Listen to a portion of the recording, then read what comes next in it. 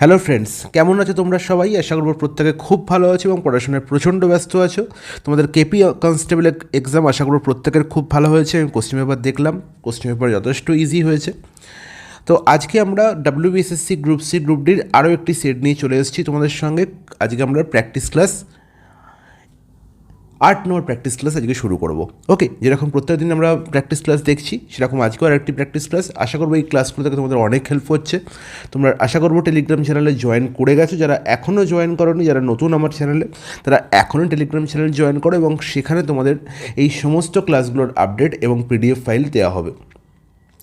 তার সঙ্গে তোমরা আমাদের অ্যাপও জয়েন করে যাও। খুব শীঘ্রই তোমরা দেখতে পাবে আমাদের অ্যাপে, সেটা হচ্ছে এসএসসি জিডির জন্য ফ্রি মক টেস্ট। ওকে, একদম ফ্রি 10টি মক টেস্ট তোমাদের জন্য খুব তাড়াতাড়ি আসছে। জানুয়ারির সেকেন্ড উইক থেকে তোমাদের এই মক টেস্ট শুরু হয়ে যাবে।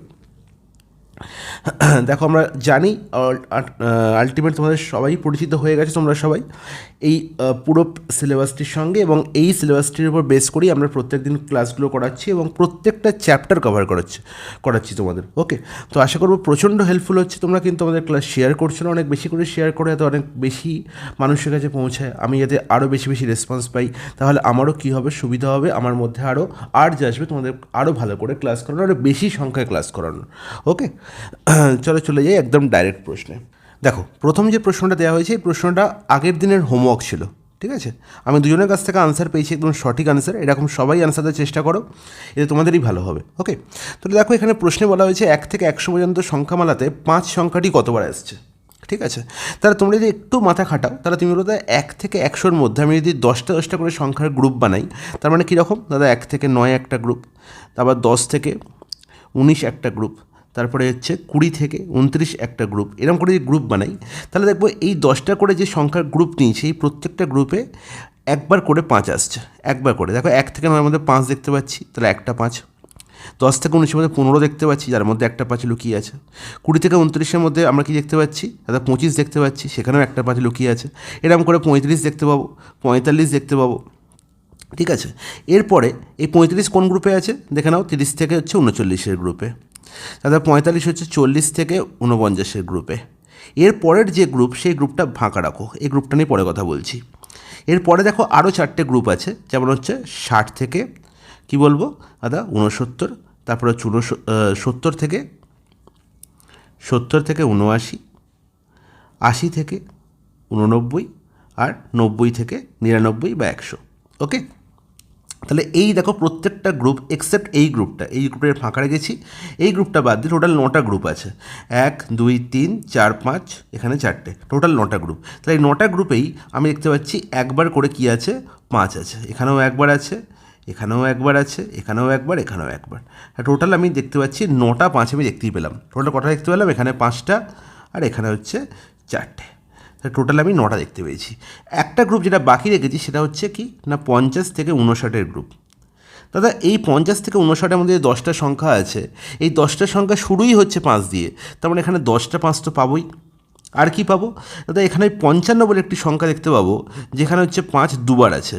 তার মানে 55-র প্রথম 5কে তো আমি এই 10-এর মধ্যে নিয়ে নিয়েছি, আর সেকেন্ড 5কে কিন্তু নেওয়া হয়নি। তাই 10 + 1, টোটাল 11টা 5 আমি এখানে দেখতে পাবো। টোটাল 11টা 5 আমি এখানে দেখতে পাবো। তাহলে 11 + 5 + 4, তার মানে টোটাল 20টা আমি 5 দেখতে পাবো। অপশন সি হবে correct answer. Is it clear? হলো জলের মতো পরিষ্কার। নেক্সট প্রশ্ন বলছে, আপনার কাছে 20টি বড় এবং 16টি ছোট কী রয়েছে, ডায়েরি রয়েছে, এবং প্রতিটি প্যাকে দুটোকে মিলিয়ে গিফট প্যাক তৈরি করতে চান। খুব ভালো কথা। কোনো বাকি না রেখে আপনি এমন গিফট প্যাক সর্বাধিক কতগুলো তৈরি করতে পারবেন? কোনো বাকি না রেখে মানে হচ্ছে কোনো ডায়েরি ছাড়া চলবে না, সব করা ডায়েরিকে নিয়েই আপনাকে একটা করে কী বানাতে হবে, গিফট প্যাক বানাতে হবে। এরকম সর্বাধিক কতগুলো আপনি গিফট প্যাক তৈরি করতে পারেন? তাহলে গিফট প্যাকের মধ্যে কে আছে? গিফট প্যাকের মধ্যে ডায়েরি আছে। তার মানে এমন একটা সংখ্যা, সেই গিফট প্যাকের সংখ্যাটা এমন একটা সংখ্যা যে 20কেও পুরোপুরি ভাগ করে এবং 16কেও পুরোপুরি ভাগ করে, তাই তো? সেরকম সংখ্যা হলে তবেই তো আমি 20 আর 16-র মধ্যে সমানভাবে বন্টন করতে পারবো। হ্যাঁ কি না বলো? একদম ঠিক। তাহলে সেরম সংখ্যা কী হতে পারে? যে 20কেও পুরোপুরি ভাগ করে, 16কেও পুরোপুরি ভাগ করে। তাহলে সেরম সংখ্যা একমাত্র একটা সংখ্যাই হতে পারে, যে সংখ্যাটা হবে 20 এবং 16-এর HCF। সেটাই তো আমরা জানি যে হাইয়েস্ট কমন ফ্যাক্টর সেই সংখ্যা যে 20কেও পুরোপুরি ভাগ করে এবং 16কেও পুরোপুরি ভাগ করে, এবং সবথেকে বড় সংখ্যা সে হচ্ছে কি অপশান 4। 4 হচ্ছে 20কেও পুরোপুরি ভাগ করছে, 4 হচ্ছে 16কেও পুরোপুরি ভাগ করছে। Is it clear? বলে জলের মধ্যে পরিষ্কার, কোনো অসুবিধা নেই। তাহলে এরকম কটা গিফট প্যাক সর্বাধিক বানানো যেতে পারে? 4টে গিফট প্যাক এরকম বানানো যেতে পারে, যার মধ্যে কি থাকবে, কিছু বড় ডায়েরিও থাকবে, কিছু ছোট ডায়েরিও থাকবে, এবং 4টে গিফট প্যাক সাজানোর পরে কোনো ডায়েরি পড়ে থাকবে না।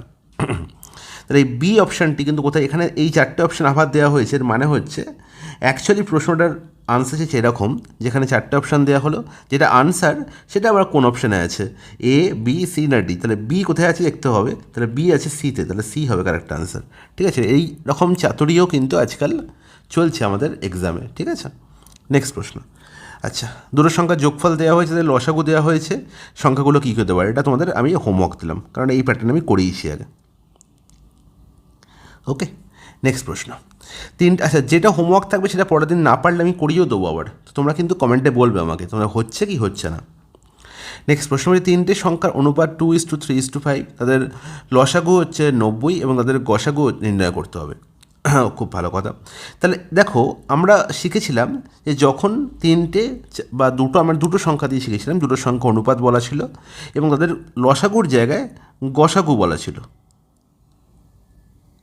লসাগু নির্ণয় করতে দিয়েছিল। আমাকে ঠিক উল্টো দিয়েছে, আমি যেটা শিখেছি তার উল্টোটা, অনুপাত দেওয়া হয়েছে, লসাগু দেওয়া হয়েছে, গসাগু নির্ণয় করতে হবে। তাহলে আমি তো জানি যে অনুপাতের 3টে টার্মের গুণফল মানে 2 × 3 × 5, এর সঙ্গে যদি আমি গসাগু মানে HCF গুণ করে দিই তাহলেই আমি LCM পাই। ইটস নট ইট, বলো একদম ঠিক। তাহলে LCM এখানে বলা হয়েছে 90, তাহলে HCF বার করতে হবে, বলো। তাহলে 5 3 দুগুণে কত, 6, 6 5 কত, 30, তাহলে HCF কত হয়ে যাবে না 90/30, দ্যাটস ইট, মানে 3। এতটাই ইজি যদি আমার কনসেপ্ট ক্লিয়ার থাকে। ওকে, নেক্সট প্রশ্ন। আচ্ছা, সিম্পলিফিকেশনে দারুণ একটি প্রশ্ন বলে যে √2x + √x =√3 হয়, তাহলে এক্সের মান নির্ণয় করতে হবে। দেখো, এখানে আমি বলতে পারি যে যদি আমি √x এর ভ্যালু নির্ণয় করি তাহলে √x এর ভ্যালু কী হবে, তাহলে √3, √2 ওপারে গেলে মাইনাস হয়ে যাবে, √3 - √2 হলো একদম ঠিক। এবার √x আছে, √x থেকে আমি x কী করে পাবো, যদি আমি বোথ সাইড হোল স্কোয়ার করে দিই, √x এর হোল স্কোয়ার, আর এদিকেও হোল স্কোয়ার করে দিতে হবে, তাহলে √x এর হোল স্কোয়ার করলে আমি x পেয়ে যাব। আর দেখো, এটা a - b whole square formula, a - b whole square formula কী বলে, a² - 2ab + b²। তাহলে a² মানে √3 এর হোল স্কোয়ার মানে 3, √2 এর হোল স্কোয়ার করলে 2, আর -2ab মানে হচ্ছে 2 × √3 × √2, বলো তো একদম ঠিক। তাহলে 3 + 2 5 - 2 √6 হয়ে যাবে কারেক্ট আনসার। 5 - 2 √6 কোথায় আছে, অপশানে। দেখো, নেক্সট প্রশ্ন। আচ্ছা, নেক্সট প্রশ্ন আরও একটি সিম্পলিফিকেশনের প্রশ্ন। এখানে আচ্ছা, এখানে এই কিউটা, এখানে একটা কমা আছে, এই কিউটা এখানে করানো। ওকে, কিউ এর ভ্যালু বলা হয়েছে, পি এর ভ্যালু বলা হয়েছে, P/Q এর ভ্যালু নির্ণয় করতে হবে, এটা আমি তোমাকে হোমওয়ার্ক দিলাম। নেক্সট প্রশ্ন, আরও একটা সুন্দর টাইপের প্রশ্ন, এবং এখানেও আমি বলবো যে P/Q এর ভ্যালু নির্ণয় করতে বলা হয়েছে, কিন্তু এখানে জাস্ট একটু তোমার কাছে জানতে চেয়েছে যে তুমি কতটা অ্যালজেব্রা সম্বন্ধেও, অ্যালজেব্রার বেসিক কনসেপ্টও তোমার ক্লিয়ার আছে, খুব ভালো করে বুঝবে। দেখো, পি এর ভ্যালু বলা হয়েছে, পি এর ভ্যালু কী বলা হয়েছে, দেখতে পাচ্ছি 0.3 × 0.3, তাহলে 0.3 দুবার গুণ আছে, তাহলে 0.3 যখন এরকম দুবার গুণ দেখতে পাচ্ছি, যে কোনো একটা সংখ্যা দুবার গুণ আছে, তাহলে তুমি একটা আরবিটারি A বা B বা C বা D যাও, এটা যদি ধরে নাও, তাহলে A × A আছে, তাহলে পি এর ভ্যালু কী হলো না A × A মানে A² বলতে পারি। 0.03 0.03, তার মানে দেখতে পাচ্ছি এটাকে বি ধরে, তাহলে B × B আছে, হ্যাঁ কি না, তার মানে A² + B² আছে। আর দেখো 0.6কে আমি কি লিখতে পারি, 0.3 × 2 না, হলো একদম ঠিক। তাহলে আলটিমেট এখানে দেখতে পাচ্ছি যে 2 × 0.3 × 0.03, আর আমরা জানি 2 × 0.3 হচ্ছে A, এটা হচ্ছে B, তাহলে 2ab আছে, তাহলে A² + B² - 2ab, একটু আগে দেখলাম এটা কার ফর্মুলা না A - B হোল স্কোয়ারের ফর্মুলা, হ্যাঁ কি না। তাহলে পি এর ভ্যালু অ্যাকচুয়ালি কী হলো না 0.3 হচ্ছে A আর 0.03 হচ্ছে B, তাহলে আলটিমেট 0.3 কে আমি 0.30 লিখতে পারি, আর এখানে 0.03 এর ডিফারেন্সে হোল স্কোয়ার। তাহলে বলো 0.30 থেকে 0.03 বিয়োগ করলে 30 থেকে 3 বিয়োগ করলে 27, তার মানে 0.27 এর হোল স্কোয়ার হয়ে গেল পি এর ভ্যালু, হ্যাঁ কি না। তাহলে নির্ণয় করতে হবে কি, নির্ণয় করতে হবে আমাকে পি বাই কিউ। তাহলে পি বাই কিউ যদি নির্ণয় করতে হয় তাহলে পি এর ভ্যালু তো পেয়ে গেছি কত 0.27 হোল স্কোয়ার, এটাকে দুবার লেখো 0.27 ইন্টু 0.27। কিউ এর ভ্যালু কত দেওয়া হয়েছে 0.54। তাহলে এবার দেখো যখন আমি ভাগ করব একবার আমি কি করতে পারি, পয়েন্টটাকে ক্যান্সেল আউট করতে পারি, এখানে দশমিক দু ঘর পরে ডান দিক থেকে, এখানে দশমিক দু ঘর পরে ডান দিক থেকে, তাহলে আমি দশমিককে একবার ক্যান্সেল আউট করে নিলাম 0.27 থেকে। 27 দুগুণে 54 আমরা জানি, তাহলে আমরা লিখতে পারি 0.27/2। আর এই পয়েন্ট যদি এখন দশমিক তুলে দিই তাহলে নিচে কত হয়ে যাবে 100 দিয়ে গুণ হয়ে যাবে, কারণ কি এখানে দশমিক দু ঘর পরে আছে, দুটো শূন্য অ্যাড হবে, ব্যাস। এবার দেখো 27/200, যদি এখানে 100 থাকতো তাহলে খুব সুবিধা হতো, তাহলে 27কে তুমি 2 দিয়ে ভাগ করে দাও আর নিচে 100 লেখো, ব্যাস। তাহলেও লেখা যায় একই ব্যাপার, 27কে 2 দিয়ে ভাগ করলে কত 13.5/100, তার মানে কত হবে দশমিক আরও দুঘর সরবে বাঁ দিকে, তার মানে 0.135 হয়ে গেল কারেক্ট আনসার। কোথায় আছে অপশন সি। নেক্সট প্রশ্ন দেখো, রেশিও এবং প্রপোর্শন স্টার্ট করছি। রেশিও এবং প্রপোর্শন থেকে আমি আরও অসাধারণ একটা প্রশ্ন অ্যাড করেছি। দেখো দারুণ একটা প্রশ্ন, বলা হয়েছে a plus B is to B plus C is to C plus A is equal to 6:7:8। A plus B plus সির ভ্যালু বলা হয়েছে 14, তাহলে সি এর মান নির্ণয় করতে হবে। আচ্ছা, খুব ভালো কথা। আমাকে বলো যে এখানে a plus B, B plus C আর সি প্লাসের রেশিও বলা হয়েছে, তাহলে আমি কি বলতে পারি যে এখানে এ আর এ দুবার আছে, বি এখানেও বি দুবার আছে এবং সি এখানে সি দুবার আছে। তাহলে আমি যদি A plus B, B plus C আর সি প্লাস একে অ্যাড করি, তাহলে আমি বলতে পারি যে দুইখানা এ আছে, দুইখানা বি আছে আর দুখানা সি আছে, যোগফল আলটিমেট কী হবে 2 ইন্টু এ প্লাস বি প্লাস সি। বোঝা গেল না দাদা? বোঝা গেল না? তাহলে আরেকবার দেখে নাও, খুব ভালো করে বুঝবে। এই জিনিস আমি আগেও করেছি। আমি যদি এ প্লাস বি, নিচে বি প্লাস সি আর তার নিচে সি প্লাস এ লিখি, তাহলে আমি কি দেখবো দুবার এ আছে, তাহলে এ প্লাস এ যোগ করলে 2a হয়, বি প্লাস বি যোগ করলে 2b হয়, সি প্লাস সি যোগ করে 2c হয়। হ্যাঁ কি না? হয় কি না? একদম ঠিক। এবার দেখো আমরা বাচ্চারা লিখতাম যে এ প্লাস বি তাহলে কি 6k, বি প্লাস সি তাহলে 7k আর সি প্লাস সি তাহলে 8k। এখন আর কে লিখবো না, আমি ডাইরেক্ট বলতে পারি এদের ভ্যালু হচ্ছে টোটাল হচ্ছে কত না 7×6 13, 13 হচ্ছে 21, তার মানে এদের ভ্যালু হচ্ছে 21। তাহলে এখান থেকে যদি আমি A plus B plus C বার করে নিই, তাহলে তুমি বলো A plus B plus C value হচ্ছে 21/2। হ্যাঁ কি না? এতে কোনো আপত্তি আছে? বলবে না, কোনো আপত্তি নেই। এবার দেখো এ প্লাস বি প্লাস সি সমান 14 বলা হয়েছে, তাহলে এ প্লাস বি প্লাস সি সমান এখানে 21/2 বেরোচ্ছে, এটা হচ্ছে 21/2 ইউনিট। তাহলে 21/2 ইউনিটের ভ্যালু হচ্ছে কত 14 অ্যাকচুয়ালে। ওকে, তাহলে এবার আমাকে বলো যে আমরা নির্ণয় করতে বলেছে কার ভ্যালু, নির্ণয় করতে বলেছে কার ভ্যালু না সি এর ভ্যালু নির্ণয় করতে বলেছে, সি এর ভ্যালু, সি এর মান। তাহলে সি এর ভ্যালু পাবো কী করে? যদি A plus B plus C থেকে আমি এ প্লাস বি বিয়োগ করে দিই, তাহলে কি পেয়ে যাবো না প্লাসে মাইনাসে, plus B minus C cancel out হয়ে যাবে, সি পড়ে থাকবে। তাহলে এ প্লাস বির ভ্যালু কত ছিল? এ প্লাস বির ভ্যালু ছিল আমার 6k, মানে 6। তাহলে 21/2 থেকে যদি 6 বিয়োগ করে দিই, তাহলে আমি কী পেয়ে যাবো না সি এর ভ্যালু। তাহলে 21/2 থেকে সি এর 6 বিয়োগ করি, তাহলে কত হচ্ছে না দাদা 21/2 -6 মানে হচ্ছে কত দাদা 9/2। হ্যাঁ কি না? একদম ঠিক। তাহলে 9/2 ইউনিটের ভ্যালু নির্ণয় করতে হবে। তাহলে 9/2 ইউনিটের ভ্যালু কত হবে? 14, 21/2 ইউনিটের ভ্যালু 14, তাহলে 1-এর ভ্যালু কত 14 ইন্টু 2 21, 21/2 উল্টে যাবে এপারে এলে, আর 9/2 এর ভ্যালু ডাইরেক্ট গুণ হবে ইন্টু 9/2, তাহলে 2 ক্যান্সেল আউট হয়ে গেল, 3কে দিয়ে 3 3 9, 3 7 21, 7 2 14, তাহলে 3 2 কত 6। তাহলে আলটিমেট সি এর ভ্যালু কত বেরিয়ে গেল 6, অপশান এ। নেক্সট প্রশ্ন, কোশ্চেন নাম্বার 9। একটি স্কুলে ছেলে ও মেয়েদের একত্রে গড় বয়স বলা হয়েছে 16.8। তাহলে আমি দেখতে পাচ্ছি বয়েজ আছে আর গার্লস আছে, ঠিক আছে। এদের একত্রে গড় বয়স মানে আমি বলতে পারি যে স্কুলের পুরো ছাত্রের গড় বয়স বা পুরো স্টুডেন্টদের গড় বয়স, ঠিক আছে। সেখানে ছাত্রও আছে ছাত্রীও আছে, আমি বললাম সব স্টুডেন্টদের গড় বয়স 16.8। এবার 16.8-এর মধ্যে যে ছেলেগুলো লুকিয়ে আছে বা বয়েজ লুকিয়ে আছে তাদের ইন্ডিভিজুয়াল গড় বয়স হচ্ছে 15.4। তাহলে যখনই আমি দেখবো যে দুটো জিনিসকে একত্রিত করে একটি জিনিস তৈরি হচ্ছে বা একটি জিনিসকে ভেঙে দুটো জিনিস বেরোচ্ছে, তখনই আমার মনে রাখতে হবে যে এটা হচ্ছে অ্যালিগেশন প্যাটার্ন আর কিছুই নয়, ঠিক আছে। আলটিমেট লুকিয়ে আছে রেশিও, কিন্তু হয়েছে কি অ্যালিগেশন দিয়ে। ওকে, এর থেকে সহজ প্রসেস আর পৃথিবীতে কিচ্ছু হয় না।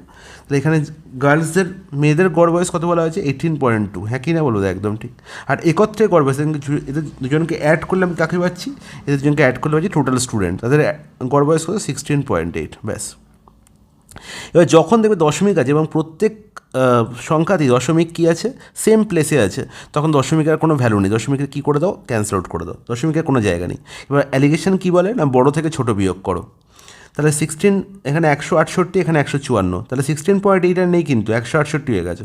168 থেকে 154 বিয়োগ করলে কত হবে দাদা? 14 হবে। আর দাদা 168 এখানে কী আছে? ছোটো 182 থেকে, তাহলে বিয়োগ করলে কত হচ্ছে? এখানে কত দেখতে পাচ্ছি, দেখো এখানেও দেখতে পাচ্ছি 14, হ্যাঁ কি না? বলো একদম ঠিক। তাহলে 14:14, তাহলে আলটিমেট বয়েজ আর গার্লসের বয়সের আমি অ্যালিগেশন করেছিলাম, কিন্তু আমি পাবো আলটিমেট কার রেশিও? না, বয়েজ আর গার্লসের নাম্বারের। তাহলে এটা হচ্ছে ছেলে এবং মেয়েদের নাম্বারের ratio, that is 14:14, that is 1:1। Option D হয়ে যাবে কারেক্ট অ্যান্সার। নেক্সট প্রশ্ন, 3 জন ব্যক্তি একটি ব্যবসায় 1:2:1:3:1 অনুপাতে কিছু পরিমাণ টাকা বিনিয়োগ করেছে। 1 বছরের শেষে মোট লাভ হয়েছে 15,600 টাকা। বৃহত্তম লাভ্যাংশ কত? ঠিক আছে, তাহলে এখানে আলটিমেট কিছুই নেই। এই যে রেশিওটা 1:2:1:3:1:4, এটাকে শুধু আমাকে সিম্পল রেশিওতে ট্রান্সফার করতে হবে। এটাই হচ্ছে আমার প্রশ্নের কাজ, আর কিচ্ছু নয়। তাহলে সিম্পল রেশিও ট্রান্সফার করতে হলে আমি কী করবো? দাদা 1:2:1:3:1:4, এই 1:2 জায়গায় আমি লিখতে পারি যে বাকি দুই যে ভগ্নাংশ পড়ে আছে তাদের হরের গুণফল। তাহলে 1:2 জায়গায় আমি কী লিখবো? না 3:4। যদি ওপরে 1 থাকে, এটা কিন্তু কন্ডিশন অ্যাপ্লাইড, মাথায় রাখবে, যদি ওপরে 1 থাকে তবেই কিন্তু আমি 3:4 লিখবো। যদি 1-এর জায়গায় এখানে এরকম থাকতো, 5-2 থাকতো, তাহলে কি করতাম? না, তাহলে শুধু আমি 2কে অমিট করতাম, 2কে বাদ দিয়ে 5×3:4, ওপরে যে থাকবে তাকেও কিন্তু অ্যাড করতে হবে 3×4-এর সঙ্গে, এটা মাথায় রাখবে। ঠিক আছে, এই জিনিসটা কিন্তু অনেক সময় ভুল হয়। আলটিমেট আমি কী করছি? না, এই 1-2-এর সঙ্গে আমি 2×3:4, মানে 2-3-4-এর এলসিএম আমি কী করছি? গুণ করছি। 2 ক্যান্সেল আউট হয়ে যাচ্ছে, পড়ে থাকছে 1×3:4। 1-এর সঙ্গে গুণ করলে তো ভ্যালু একই থাকে, তাই চেঞ্জ হয় না, তাই আমি 1 লিখছি না, এটা মাথায় রাখতে হবে। সিমিলারলি 1-3-এর জায়গায় আমি কী লিখবো? বাকি দুজনকার হরের গুণফল, মানে 2×4। আর 1-4-এর জায়গায় কী লিখবো? 2×3। এবার দেখো 2 আমি প্রত্যেকেই জায়গাতে দেখতে পাই 2 কমন যাচ্ছে, এখানে 2, এখানে 2 ক্যান্সেল আউট হলো, এখানে 2 ক্যান্সেল আউট হলো। আলটিমেট কী হলো? 6:4:3 হয়ে গেল, গল্প শেষ। তাহলে এবার দেখো টোটাল এখান থেকে কত পাচ্ছি? 4 আর 3 7, আর 6 হচ্ছে কত? 13। 13-র ভ্যালু কত বলা হয়েছে? 156, তার পাশে দুটো শূন্য। তাহলে কত গুণ? 13 থেকে 156, দুটো শূন্য, মানে হচ্ছে 15,600। তো আমরা দেখতে পাচ্ছি 13, 12, 156 হয়, তাহলে 1200 গুণ হয়েছে, হ্যাঁ কি না? একদম ঠিক।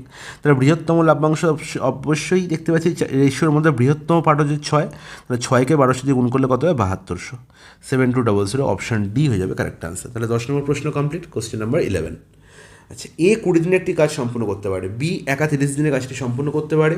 কিছু কারণে একে কাজ শেষ করার আগেই কাজ ছেড়ে দিতে হয়েছিল এবং শেষ 5 দিন বি একা কাজটি করেছিল। তাহলে কাজটি সম্পূর্ণ করতে মোট কত সময় লেগেছিল? 2 রকম প্রসেস তোমাদের দেখাবো। একটা হচ্ছে ট্র্যাডিশনাল এক্স ধরে মেথড, আর একটা হচ্ছে সিম্পলি এক লাইনের প্রশ্নের সলিউশন। ঠিক আছে, তোমরা এক্স ধরে যে মেথডটা বলবো, সেই মেথডটা হচ্ছে একদম আমাদের নর্মাল মেথড, যে আমরা দেখতে পাচ্ছি এখানে এ 20 দিনে কাজটি করছে, বি 30 দিনে কাজটি করছে, খুব ভালো কথা। তাহলে আমরা দেখতে পাচ্ছি 20 আর 30-এর এলসিএম মানে 60 হয়ে যাবে টোটাল ওয়ার্ক। তাহলে এর এফিসিয়েন্সি কত? তাহলে এ 60 ইউনিট ওয়ার্ক করছে 20 দিনে, মানে 60/20, 3 হয়ে যাবে এর এফিসিয়েন্সি, আর 60/30, 2 হয়ে যাবে বি এর এফিসিয়েন্সি। তার মানে এ একদিনে 3 ইউনিট কাজ করছে আর বি একদিনে 2 ইউনিট কাজ করছে। তাহলে এরা দুজনে একসঙ্গে 3 + 2 5 ইউনিট কাজ করছে একদিনে, হ্যাঁ কি না? বলবো একদম ঠিক। এবার কিছু কারণে কি বলেছে? একে কাজ শেষ করার আগে কাজ ছেড়ে দিতে হয়েছিল, তার মানে তারা কাজ একসঙ্গে শুরু করেছিল, এ আর বি। ঠিক আছে, এ কাজ ছেড়ে চলে যায় কিছুদিন পরে, তখন বি একা কাজ করে। বি একা 5 দিন কাজ করেছিল, তাহলে 5 দিনের সে কত ইউনিট কাজ করেছিল? একদিনের সে 2 ইউনিট কাজ করে, তাহলে 5×2 10 ইউনিট কাজ করেছিল। আর এ আর বি কতদিন একসঙ্গে কাজ করেছিল জানি না, ধরলাম এক্স দিন কাজ করেছিল, তাহলে এক্স দিনে 5 ইউনিট করে টোটাল 5x ইউনিট কাজ হয়েছিল। তাহলে এই টোটাল কাজ হচ্ছে কত দাদা? 60 ইউনিট তো করতে হবে, তাহলে = 60। তাহলে এখান থেকে এক্সের ভ্যালু পেয়ে যাবো। তাহলে কত হয়েছে দাদা এক্সের ভ্যালু? এখানে 5 × 10, ওপারে গেলে 50, তাহলে আলটিমেট এক্সের ভ্যালু হয়ে গেল 50/5, অ্যান্ড দ্যাট ইজ 10। তাহলে তারা প্রথমে 10 দিন কাজ করেছিল একসঙ্গে, এক্সট্রা কি তারা একসঙ্গে কতদিন কাজ করে? না 10 দিন। তারপরে বি একা 5 দিন করে, টোটাল 15 দিন কাজটি চলে। অপশান 4 হয়ে যাচ্ছে কারেক্ট অ্যান্সার। ঠিক আছে, এটা হচ্ছে আমাদের ট্র্যাডিশনাল মেথড, যেটা দিয়ে আমরা এই প্রশ্নের সলভ করতে পারি। আর একটা মেথড বলি, দেখো শোনো, যদি আমি একে না চলে যেতে দিতাম, সবসময় যখন এই প্রশ্নটা থাকবে পরীক্ষা হলে আমার কনসেপ্ট হবে যে যদি আমি একে না যেতে দিতাম তাহলে আমার কি হতো, এ কাজ করতো এবং এ কাজ করলে লাস্ট 5 দিন আমি কি দেখতে পাচ্ছি, বি একা কাজ করেছে। তাহলে সেই 5 দিন যদি এও কাজ করতো বিয়ের সঙ্গে সরি ফ্রেন্ডস, সেই লাস্ট 5 দিন যদি এও কাজ করতো বিয়ের সঙ্গে, তাহলে কি হতো, কিছুটা পরিমাণ কাজ এক্সট্রা হতো। কতটা পরিমাণ কাজ এক্সট্রা হতো, তা লাস্ট 5 দিন এ 3 ইউনিট করে প্রতিদিন কাজ করে, তার মানে 3 × 5 15 ইউনিট কাজ বেশি হবে। তাহলে 60 ইউনিট কাজ তো করতেই হচ্ছিল, আরও এক্সট্রা 15 ইউনিট কাজ অ্যাড হয়ে গেল। কারণ কি, শেষে বি 5 দিনের একা কাজ করছিল, সেখানে আমি একেও কাজ করিয়েছি, তাই জন্য। তাহলে টোটাল কাজ হয়ে গেল এখন কত না, 15 + 60 75 ইউনিট। আর এই 75 ইউনিট কাজ করতে কদিন সময় লাগবে আমরা জানি। এ আর বি 5 ইউনিট কাজ করে একদিনে, তাহলে বাই 5 করলেই আমি দিন সংখ্যা পেয়ে যাব। তাহলে 75/5 হয়ে যাবে কি 15 দিন। একদম এক লাইনের প্রশ্নের আনসার অপশান 4 হয়ে গেল কারেক্ট আনসার। বোঝা গেল? তাহলে আবার বলছি, যখনই কেউ চলে গেছে কিছুদিন পর এরকম প্রশ্ন থাকবে, আমি ধরে নেব যে সে যায়নি। তার মানে সে যদি না যায়, তাহলে এই শেষ 5 দিন বিয়ের সঙ্গে সেও কাজ করেছে। তাহলে শেষ 5 দিন যদি আমি বিয়ের সঙ্গে একেও কাজ করাই, তাহলে আমার তো কাজ বেড়ে যাবে। কারণ কি, সে তো চলে গিয়েছিলো অ্যাকচুয়ালি, কিন্তু আমি তাকে যেতে দিইনি, আমি ধরে নিয়েছি না সে যায়নি। তাহলে যদি সে না যায়, তাহলে এক্সট্রা কাজ কিছুটা অ্যাড হবে। কতটা কাজ অ্যাড হবে না, এই 5 দিন এ যতটা কাজ করতে পারে, তাহলে 5 দিনে এ কতটা কাজ করে না 3 ইউনিট করে কাজ করে সে একদিনে। তাহলে 5 দিনে সে কত করবে, 5 × 3 15 ইউনিট। আর তার সঙ্গে 60 ইউনিট কাজ তো এক্সট্রা অ্যাড হচ্ছে, কারণ 60 ইউনিট টোটাল কাজ আমার তো করতে হচ্ছে। তার সঙ্গে 15 ইউনিট আমি এক্সট্রা এর কাজ করলো, তাহলে টোটাল 75 ইউনিট কাজ হলো। এখন দেখো সব জায়গাতেই এ বি একসঙ্গে কাজ করছে, কারণ আমি একে যেতে দিইনি। তাহলে এ আর বি মিলে একদিনে 5 ইউনিট কাজ করে। তাহলে এই 75 ইউনিট কাজ করতে এ আর বি এর কতদিন সময় লেগেছে না, 75/5 15 দিন টাইম লেগেছে টোটাল কাজটি কমপ্লিট হতে। অপশন 4 হয়ে গেল কারেক্ট আনসার। নেক্সট প্রশ্ন, এ 12 দিনে একটি কাজ সম্পূর্ণ করতে পারে, এর থেকে বি 20% কম দক্ষ হলে বি এর কাজটি সম্পূর্ণ করতে কদিন সময় লাগবে। তাহলে এই ধরনের প্রশ্ন আমি আগেও করেছি, কিন্তু সেখানে পার্সেন্টেজ ছিল না, সেখানে কী ছিল, এ বি এর থেকে 2 গুণ বেশি দক্ষ, এ বি এর থেকে 3 গুণ বেশি দক্ষ, এরকম মানে 2 গুণ 3 গুণ গল্প ছিল, কিন্তু এখানে পার্সেন্টেজের গল্প আছে। তাহলে পার্সেন্টেজ যখনই থাকে আমি বলেছি কি না, পার্সেন্টেজকে আমি ফ্র্যাকশনে ট্রান্সফার করবো। 20%কে ফ্র্যাকশনে করলে কী হবে, 20/100। বাচ্চারা 20/100 করে, আর যারা বড়ো হয়ে গেছে, যারা সরকারি চাকরি পরীক্ষা ছিল, তারা ডাইরেক্ট বলবে 20% মানে হচ্ছে 1/5 দাদা, একদম ডাইরেক্ট। ঠিক আছে, তার মানে 5 যদি আমি কার দক্ষতা হয় সেটা ডিপেন্ড করছে কার সঙ্গে কার তুলনা করা হচ্ছে। এখানে ভালো করে দেখো এই লাইনটা, এর থেকে বি 20% কম দক্ষ হলে, তাহলে কার থেকে তুলনা করা হচ্ছে, এর থেকে, মানে এর সঙ্গে তুলনা করা হচ্ছে। যার সঙ্গে তুলনা করা হবে সে কোথায় থাকবে, নিচে। তার মানে এটা হচ্ছে এর এফিসিয়েন্সি। ওকে, এবার এর থেকে বি 20% কম দক্ষ, তার মানে এর থেকে বি 1 কম দক্ষ। তাহলে এর দক্ষতা যদি 5 হয়, বি এর দক্ষতা 1 কম, তার মানে 5 - 1 4। তাহলে এটা হয়ে গেল বি এর এফিসিয়েন্সি। তাহলে বি এর এফিসিয়েন্সি 4 পেয়ে গেলাম, আর এর এফিসিয়েন্সি আমি 5 পেয়ে গেছি। ব্যাস, গল্প শেষ। তাহলে আমরা জানি এ 12 দিনে কাজটা সম্পূর্ণ করছে, আর আমরা জানি কি এফিসিয়েন্সি ইনটু টাইম হয়ে যায় কি টোটাল ওয়ার্ক, হ্যাঁ কি না, ইজিক্যাল টু টোটাল ওয়ার্ক। তাহলে এবার বলো এফিসিয়েন্সি আমি দেখতে পাচ্ছি এখানে এর এফিসিয়েন্সি হচ্ছে 5, আর এ 12 দিনে কাজটা করে, তাহলে 5 × 12 60 ইউনিট হচ্ছে টোটাল ওয়ার্ক। এই 60 ইউনিট ওয়ার্ক যদি বি করে, তাহলে কদিনে কাজ সম্পন্ন হবে, তাহলে বির এফিসিয়েন্সি হচ্ছে 4, তাহলে 5 × 12/4 মানে হচ্ছে 15 দিন হয়ে যাবে কারেক্ট আনসার। কোথায় আছে অপশান ডি হয়ে যাবে correct answer. Is it clear? জলের মতো পরিষ্কার, কোনো অসুবিধা নেই। তাহলে বি 15 দিনে করছে যে কাজটা এ 12 দিনে করছে।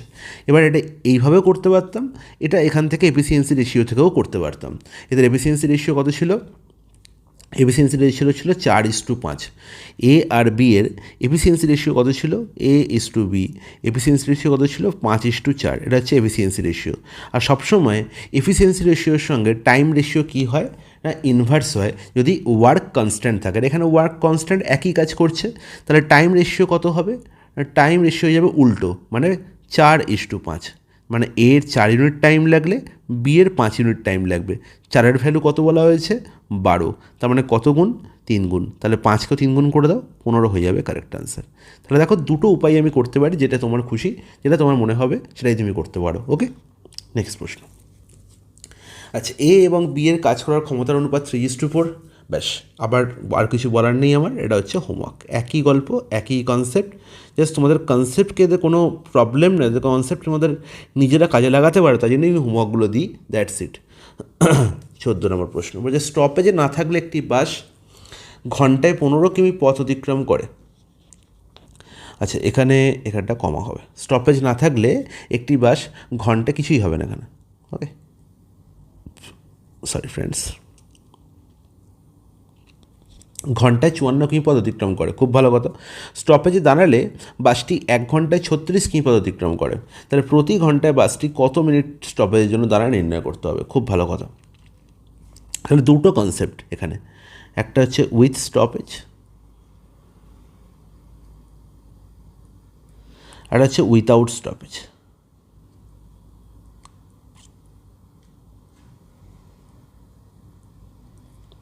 মনে রাখবো, যদি কোনো একটা গাড়ি বা যদি কোনো একটা বাস বা যদি একটা ট্রেন সে না দাঁড়ায় কোথাও, তাহলে সে 1 ঘন্টায় যতটা দূরত্ব যায় বা একক টাইমে যতটা দূরত্ব যায়, সেটাই তার হচ্ছে অ্যাকচুয়াল স্পিড। তাহলে উইদাউট স্টপেজে যে দূরত্ব সে যাবে, সেটাই হচ্ছে তার অ্যাকচুয়াল স্পিড একক সময়। এখান থেকেই আমি অ্যাকচুয়াল স্পিড পাবো। ঠিক আছে, এটা কিন্তু অ্যাকচুয়াল স্পিড নয়। এবার বলেছে স্টপেজ না থাকলে একটি বাস ঘন্টায় 54 কিমি পথ অতিক্রম করে। তো এটা হচ্ছে এখানে এটা দাঁড়িয়ে ছিল, এটা 1 ঘন্টায় ছিল আই থিঙ্ক। ওকে, 1 ঘন্টায় 54 কিমি পথ অতিক্রম করে। তার মানে এটা হচ্ছে উইদাউট স্টপেজ তার অ্যাকচুয়াল স্পিড কত? 54 কিমি পার আওয়ার। আর উইথ স্টপেজ তারা দেখতে পাচ্ছি 36 কিলোমিটার পার আওয়ার। হ্যাঁ কি না বলো? একদম ঠিক। তাহলে দেখো, প্রথম যখন আমি দেখতে পাচ্ছি এটা যদি স্পিড না দেখি, এটা যদি দেখি যে 1 ঘন্টায় 54 কিমি যাচ্ছে, আর এখানে 1 ঘন্টায় এসে 36 কিমি যাচ্ছে, তাহলে এই যে ডিফারেন্স, এই ডিফারেন্সটা কত? 36 আর 54 মধ্যে ডিফারেন্স হয়ে গেল আমাদের 18। তাহলে এই 18 কিলোমিটার যে ডিফারেন্স, এই 18 কিলোমিটার ডিফারেন্সটা হচ্ছে কারণ কি? সে দাঁড়াচ্ছে, তাই সে কিছু কিছু জায়গায় দাঁড়াচ্ছে, তাই সে 1 ঘন্টায় 18 কিমি কম যাচ্ছে। যদি সে না দাঁড়ায়, সে 1 ঘন্টায় 54 কিমি যেতে পারে। আর যদি সে দাঁড়ায়, তাহলে 1 ঘন্টায় সে 36 কিমি যেতে পারে। তাহলে এই যে 18 কিলোমিটারের ডিস্টেন্স কমে যাচ্ছে 1 ঘন্টায় যাওয়াটা, সেটার কারণ হচ্ছে কি না, সে কিছু জায়গায়, কোনো একটা জায়গায় কিছু সময়ের জন্য টাইম স্পেন্ড করছে। তাহলে এই 18 কিমি যেতে মনে রাখবো তার অ্যাকচুয়াল স্পিড মানে 54 কিমি পার আওয়ার, এই স্পিডে যে সময় লাগে সেই সময়টাই সে স্পেন্ড করেছে কোথায়? স্টপেজে। এটাই হচ্ছে অ্যাকচুয়াল কনসেপ্ট। তাহলে 18 কিমি যেতে 54 কিমি পার আওয়ার বেগে কত সময় লাগছে? না 18/54। তাহলে 18/54 করলে কত? 18 3 54, মানে 1/3 ঘন্টা। আর 1/3 ঘন্টাকে মিনিটে করলে কত পাবো? না দাদা, 3 20 60, মানে 20 মিনিট সে কী করেছে? টাইম স্পেন্ড করেছে কোথায়? স্টপেজে। তাহলে এটাই জানতে চেয়েছে যে প্রতি ঘন্টায় বাসটি কত মিনিট স্টপের জন্য দাঁড়ায়। প্রতি ঘন্টায় মানে কি না 1 ঘন্টা অন্তর অন্তর। তাহলে 1 ঘন্টা অন্তর অন্তর সে 20 মিনিটের জন্য স্টপেজে, একটা বাস স্ট্যান্ডে বলো বা যে কোনো স্টপেজে সে কী করে? টাইম স্পেন্ড করে। নেক্সট প্রশ্নে চলে যাই, ডাইরেক্ট প্রশ্ন। দারুণ একটা প্রশ্ন, কোশ্চেন নাম্বার 15। ওকে, তাহলে এই প্রশ্নটার ক্ষেত্রে অনেক জায়গায় তোমরা দেখতে পাবে যে এই প্রশ্নটার ক্ষেত্রে একদম ডাইরেক্ট তোমাদের কী বলো এটাকে, আমি এটাকে তোমরা এটা বলে থাকো কি না, শর্ট ট্রিক্স, এরকম একটা গল্প বলে। সেই গল্পটা কি বলে না, উইদাউট স্টপেজ যেটা আছে 54 মাইনাস উইথ স্টপেজ যেটা আছে 36 বাই উইদাউট স্টপেজ 54 ইন্টু 60। এটা হচ্ছে ডাইরেক্ট আনসার বলে। কিন্তু এটা এলো কোথা থেকে? এটা না জানলে কিন্তু এই প্রশ্নের সলিউশন নিজে একা কোনো দিন করতে পারবে না। ওকে, বলছে একটি ট্রেন এ স্টেশন থেকে বি স্টেশনের দিকে 50 কিমি পার ঘন্টা গতিতে যাত্রা শুরু করে। খুব ভালো কথা। এ স্টেশন থেকে যাচ্ছে বি স্টেশনের দিকে, কোনো অসুবিধা নেই। এবার বলল যে এ স্টেশন থেকে বি স্টেশনের দিকে সে 50 কিমি পার আওয়ার বেগে যাচ্ছে। তাহলে এই দিক থেকে যে যাচ্ছে এটা হচ্ছে এ স্টেশন, আর এটা হচ্ছে বি স্টেশন। এই দিক থেকে যাচ্ছে, তার হচ্ছে গতিবেগ কত? 50 কিমি পার আওয়ার। খুব ভালো কথা। অর্ধেক ঘন্টা যাওয়ার পরে, মানে অর্ধেক ঘন্টা মানে কি হাফ অ্যান আওয়ার বা 30 মিনিট বললাম, 30 মিনিট যাওয়ার পরে আর একটা ট্রেন বি স্টেশন থেকে এ স্টেশনের দিকে 150 কিমি বেগে যাত্রা শুরু করলো। তাহলে বি স্টেশন থেকে এ স্টেশনের দিকে যাচ্ছে, তার গতিবেগ হচ্ছে 150 কিমি পার আওয়ার। তাহলে যখন এই ধরনের প্রশ্ন আসবে, আমি এই অবধি পড়েছি, এই অবধি পড়ে একটা গল্প বলি শোনো। যখন এই ধরনের প্রশ্ন আসবে তখন যদি একটা স্টেশন থেকে একটা ট্রেন ছাড়ার পরে কিছুক্ষণ পর আর একটা স্টেশন থেকে আর একটা ট্রেন ছাড়ে, তখন আমি সবসময় যে ট্রেনটা আগে ছেড়েছে সে ওই আধ ঘন্টায় অর্ধেক সময়, অর্ধেক ঘন্টা বা 30 মিনিটে যে দূরত্ব চলে গেছে সেই দূরত্বটাকে নির্ণয় করে নেব। ঠিক আছে? মানে কি, দুটো ট্রেনকে একই সময়ে দাঁড় করাতে হবে, দুটো ট্রেনকে আমাকে একই সময়ে এনে দাঁড় করাতে হবে। মানে আধ ঘন্টা পরে যখন আর একটা ট্রেন ছাড়ছে তখন আর একটা ট্রেন, মানে যে ট্রেনটা আধ ঘন্টা আগে ছেড়েছিল সেই ট্রেনটা কিছুটা পথ এগিয়ে এসছে, তাহলে এগিয়ে এনে তাকে সেই স্টেশনে আগে দাঁড় করাতে হবে। দাঁড় করিয়ে আমি দুটো ট্রেনকে এক সময়ে ছাড়ছে এই কনসেপ্টটাকে নিয়ে আসবো, তারপরে অঙ্ক শুরু করব। ওকে? তাহলে দেখো, আধ ঘন্টায় 50 কিলোমিটার প্রথম যে ট্রেনটি এ স্টেশন থেকে ছাড়ছিল সে 50 কিমি পার ঘন্টা বেগে যাচ্ছিলো, মানে 1 ঘন্টায় যায় 50 কিমি। তাহলে আধ ঘন্টায় মানে হাফ অ্যান আওয়ারে, মানে সে ধরো এখানে প্রথম ট্রেনটা চলে এসছে, তখন ফার্স্ট ট্রেন এখানে চলে এসছে, তাহলে এখানে যে চলে এলো তাহলে কিছুটা পথ সে এগিয়ে এলো। কতটা পথ এগিয়ে এলো? সে 1 ঘন্টায় যায় 50 কিমি, তাহলে আধ ঘন্টা মানে 30 মিনিটে তার অর্ধেক যাবে, মানে এটার জন্য অঙ্ক করতে হয় না, তাহলে 25 কিলোমিটার পথ সে এগিয়ে এসছে। ওকে, ইজ ইট ক্লিয়ার? বলো, একদম জলের মতো পরিষ্কার। এবার আমার প্রশ্নটা কীরকম হয়ে গেল না, এরকম একটা জায়গা আছে, এখান থেকে একটা ট্রেন ছাড়ছে, এখানে একটা জায়গা আছে বি স্টেশন, তার নাম, এটা কিন্তু আর এ স্টেশন নয়, এ স্টেশন এরকম একটা জায়গায় ছিল, এটা পি স্টেশন ধরো। তাহলে এ স্টেশন থেকে পি স্টেশনের প্রথম ট্রেনটা চলে এসছে, এবার পি স্টেশন থেকে যখন প্রথম ট্রেনটা ছাড়ছে তখন বি স্টেশন থেকে দ্বিতীয় ট্রেনটা ছাড়ছে। এর গতিবেগ হচ্ছে 50 কিমি পার আওয়ার, এর গতিবেগ হচ্ছে 150 কিমি পার আওয়ার। এবার এরা একটা জায়গায় এসে মিলিত হবে, হ্যাঁ কি না বলবো? একদম ঠিক।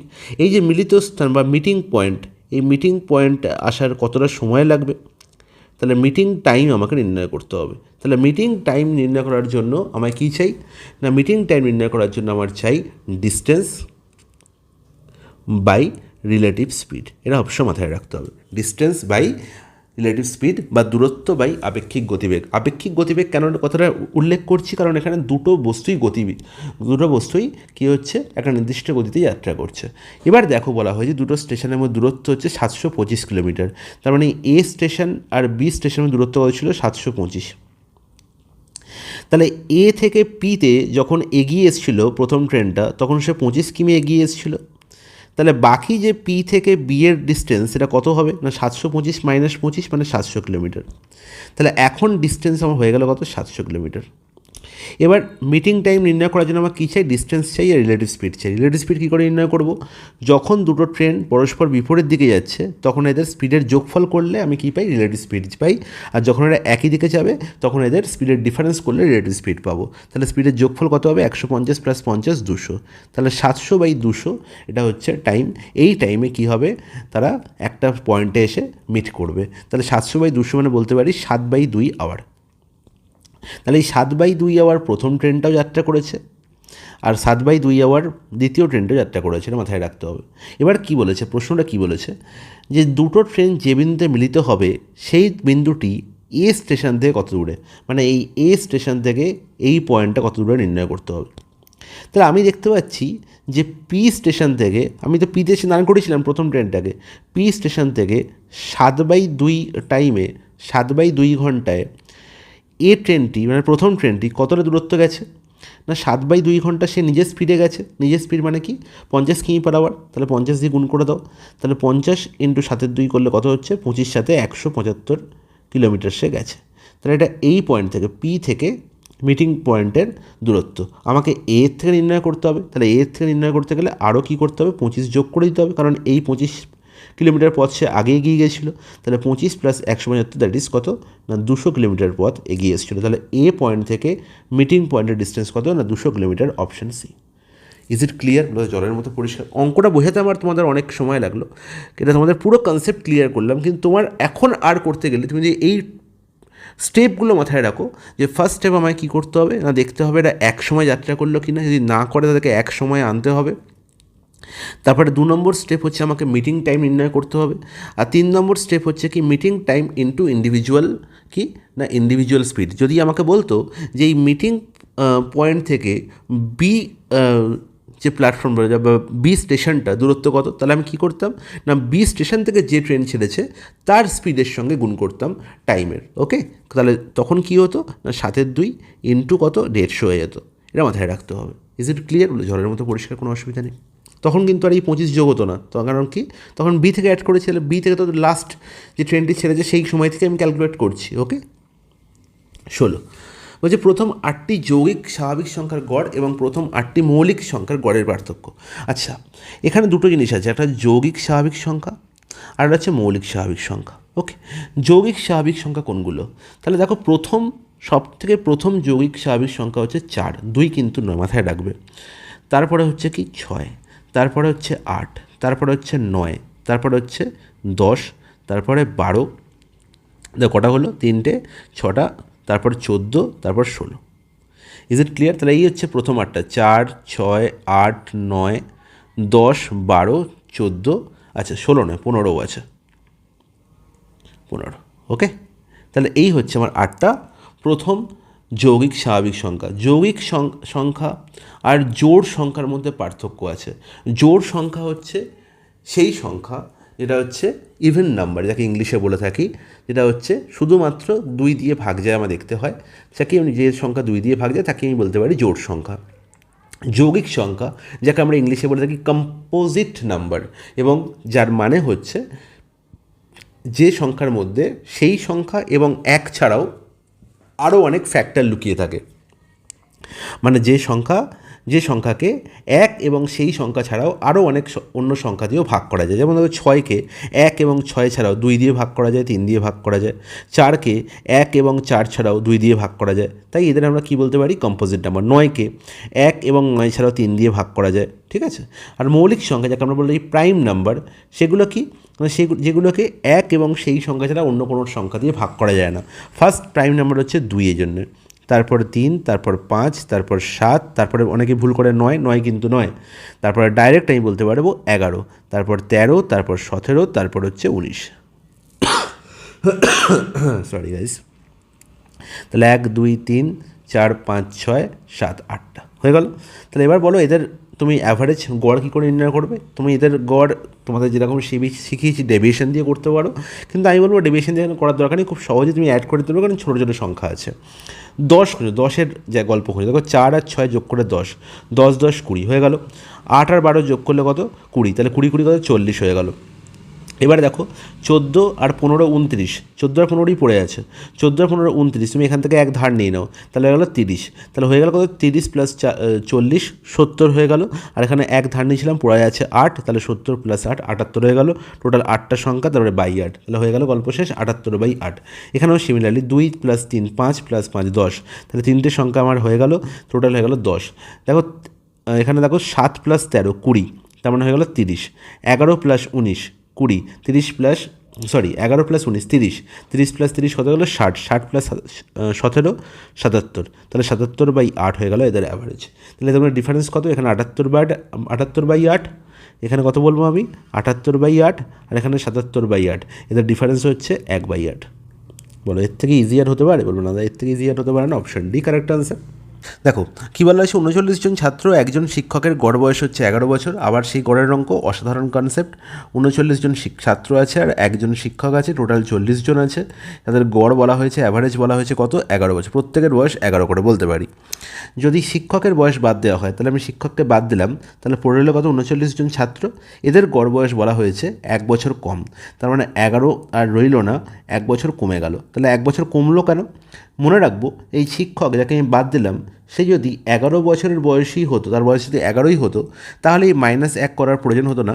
39 জন ছাত্রের গড় বয়স আমি 11ই বলতাম, কিন্তু না, আমি দেখতে পাচ্ছি 1 কমে গেছে।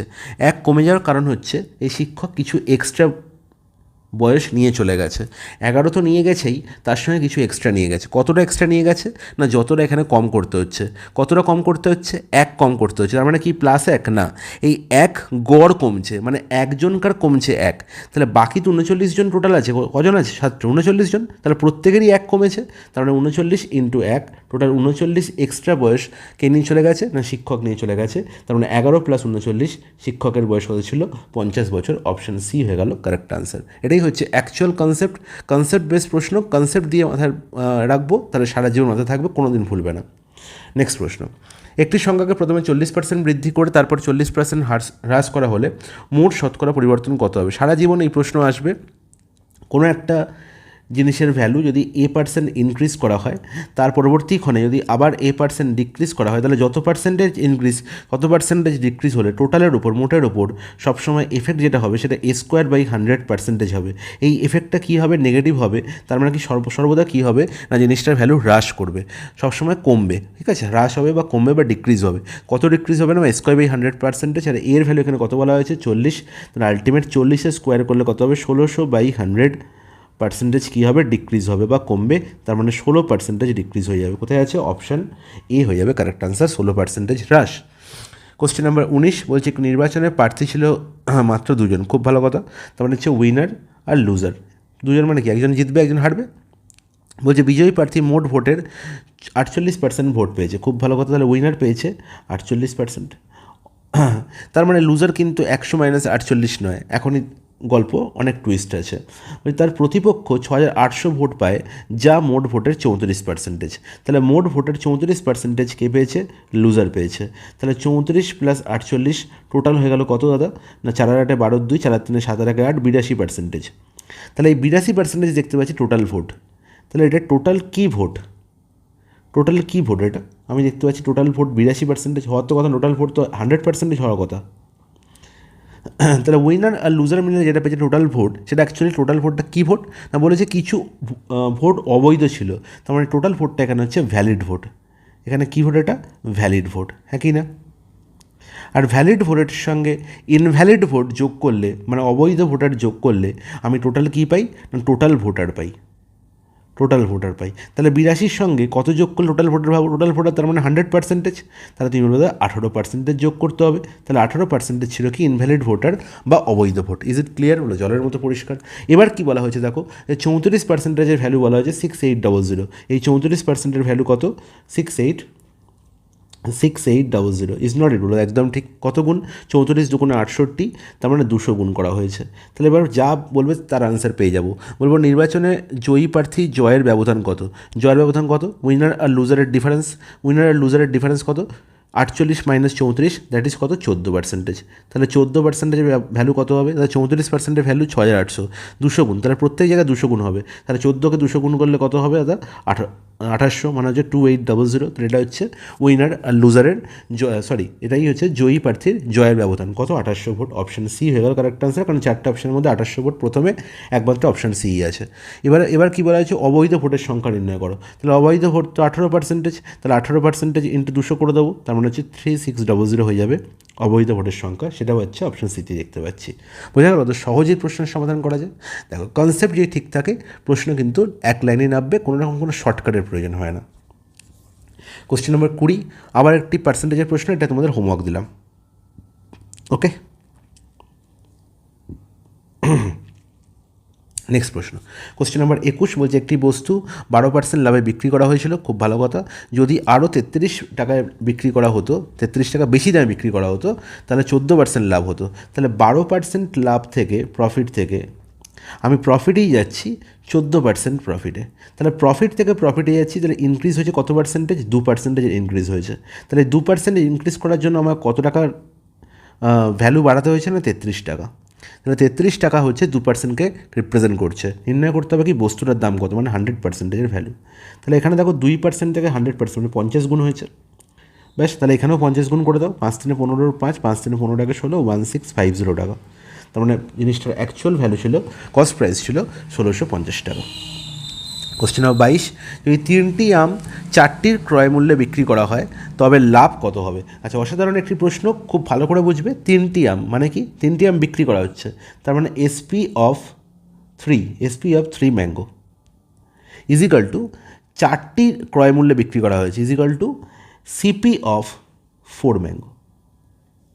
তাহলে এখান থেকে আমি যদি এই ম্যাঙ্গোর গল্প কেটে দিই, তাহলে আমি বলবো যে SP/CP ইজিক্যাল টু কী হয়ে যাবে না 4/3। তাহলে SP আর CPর রেশিও পেয়ে গেলাম।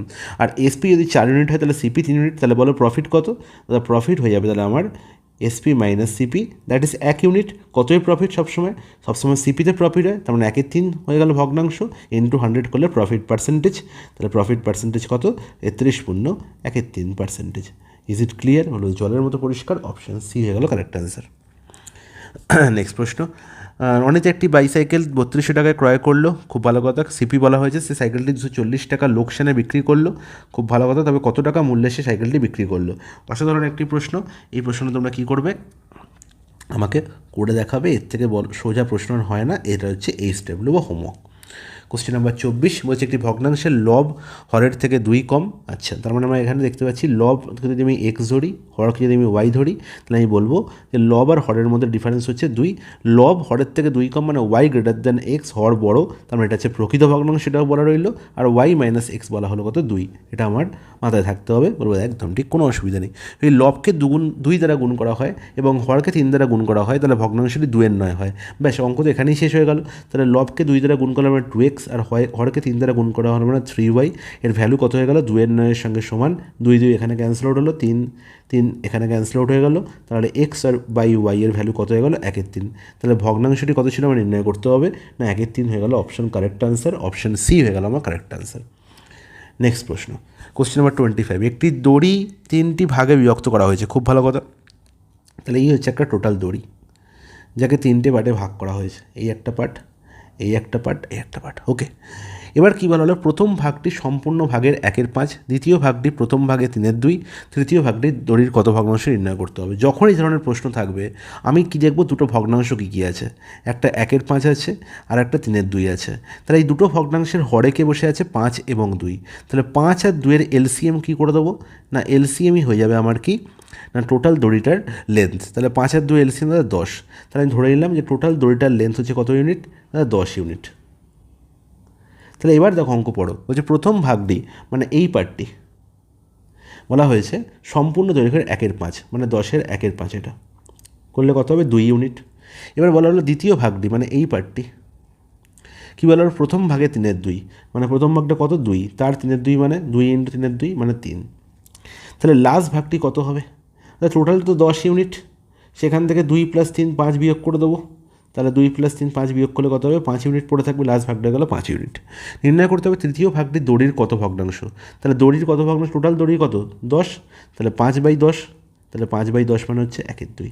তাহলে বাকি যে পার্টটা তৃতীয় অংশটা পড়ে আছে, সেটা টোটাল দড়ির হচ্ছে হাফ অংশ বা 1/2 অংশ। অপশান সি হয়ে গেল কারেক্ট অ্যান্সার। Question number 26। 2600 টাকার একটি অংশ দুটি ভাগে এমনভাবে ধার দেওয়া হলো যে প্রথম অংশের ওপর 10% বার্ষিক 5% সরল সুদ, দ্বিতীয় অংশের ওপর 9% হারে 6 বছরের বার্ষিক সুদের সমান হয়। খুব ভালো কথা। তাহলে 2600 টাকাকে দুটো পার্টে ভাগ করা হয়েছে, একটা এক্স পার্ট, একটা ওয়াই পার্ট। ওকে, বলা হলো এই এক্স পার্টটা ধার দেওয়া হচ্ছে 10% রেটে 5 বছরের জন্য।